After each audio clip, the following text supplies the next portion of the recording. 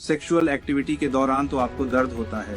इसकी वजह से हम कहीं ना कहीं इरेक्टाइल डिस्फंक्शन के चक्रव्यूह में फंस जाते हैं, यानी हमें दर्द होता है, फिर हम सेक्स कर नहीं पाते, इरेक्शन चला जाता है और फिर धीरे धीरे करके सेक्सुअल एक्टिविटी करने का मन ही कम हो जाता है। इस स्थिति के कारण चमड़ी का दर्दनाक संकुचन, दर्दनाक इरेक्शन और लिंग के सिरे पर सूजन या लालपन हो जाती है। कई लोगों को इसका पता तब चलता है जब वे यौन रूप से सक्रिय हो जाते हैं या हस्तमैथुन करना शुरू कर देते हैं।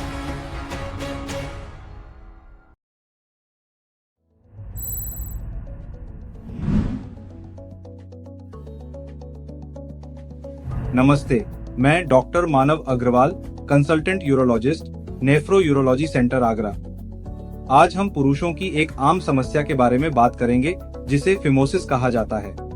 फिमोसिस एक प्रकार की असमर्थता होती है जिसमें हम लिंग के ऊपर की फोरस्किन को पीछे नहीं खींच पाते। फोरस्किन को हिंदी में सामान्यतः लिंग की त्वचा या अंगुलीमाल कहा जाता है।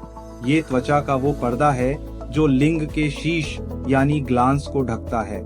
आमतौर पर आप स्किन के कवर को पीछे खींच सकते हैं, मगर जब ये दोनों आपस में चिपक जाते हैं या आपकी त्वचा पीछे नहीं आ पाती तो उसे फिमोसिस कहते हैं। कई लोगों को इसका पता तब चलता है जब वे यौन रूप से सक्रिय हो जाते हैं या हस्तमैथुन करना शुरू कर देते हैं। इस स्थिति के कारण चमड़ी का दर्दनाक संकुचन, दर्दनाक इरेक्शन और लिंग के सिरे पर सूजन या लालपन हो जाती है। फिमोसिस को वर्गीकृत या ग्रेड में बांटा जा सकता है। यह सारी ग्रेडिंग जो हम कर रहे हैं यह इरेक्ट स्टेट में कर रहे हैं, यानी कि जब लिंग में तनाव होता है, या ग्रेड 0 फाइमोसिस में आपकी स्किन इजीली पीछे जा रही है, बस एक जगह कहीं पर यह जुड़ी रहती है। आमतौर पर इस तरह के फिमोसिस में सेक्सुअल एक्टिविटी में कोई प्रॉब्लम नहीं आती है। ग्रेड 1 फाइमोसिस में हम लिंग की चमड़ी को पीछे तो कर सकते हैं, लेकिन उसको करने में थोड़ा टाइट महसूस होता है, थोड़ा दर्द महसूस होता है या खिंचाव महसूस होता है। इसके बाद है ग्रेड 2 फाइमोसिस, जिसके अंदर हम इसको पूरी तरह पीछे नहीं कर पा रहे हैं, लेकिन आगे का काफी हिस्सा जिसे ग्लांस पेनिस या हेड ऑफ पेनिस बोलते हैं वह हम अच्छे से देख पा रहे हैं, लेकिन वह पूरा कोरोनल सल्कस के पीछे तक नहीं जा रही है और उसे पीछे करते करते उसमें दर्द हो रहा है।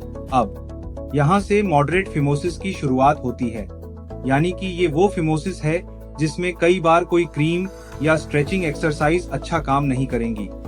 ऐसे में ये हो सकता है कि आपको क्रीम लगाते वक्त कुछ समय के लिए थोड़ा आराम मिले, लेकिन जब हम क्रीम लगाना और स्ट्रेचिंग एक्सरसाइज करना बंद कर देते हैं तो वह त्वचा वापस से सिकुड़ जाती है। इसके बाद होता है 3rd ग्रेड का फाइमोसिस, जिसमें स्किन हल्की सी ही पीछे ले जा पा रहे हैं, आपको पेशाब का छिद्र और ग्लैंड्स का कुछ हिस्सा दिख पा रहा है। लास्ट होता है ग्रेड 4 फाइमोसिस, इसमें आप पेशाब का छिद्र भी नहीं दिख रहा है कि फोरस्किन की ओपनिंग बहुत छोटी सी बची है। इसको हम पिन पॉइंट ओपनिंग कहते हैं। अब ये तो हो गई फिमोसिस की ग्रेड। अब हम बात करेंगे कि फिमोसिस से एक्चुअल समस्या क्या होती है।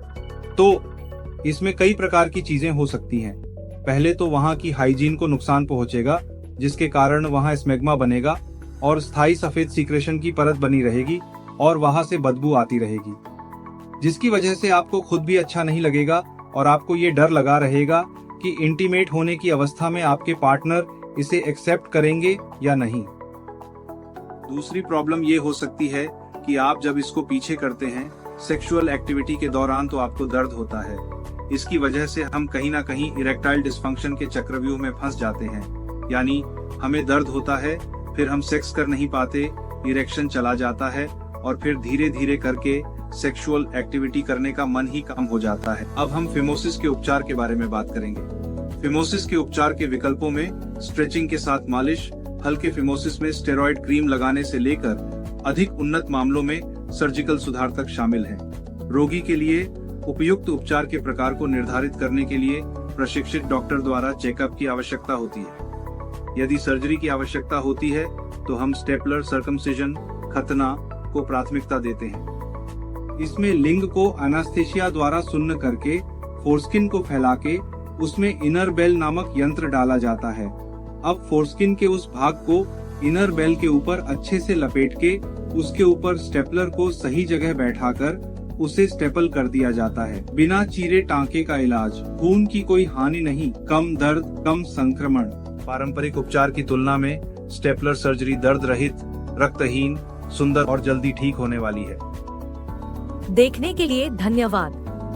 यदि आपको मूत्र प्रणाली या किडनी से संबंधित कोई समस्या है तो कृपया हमें संपर्क करें।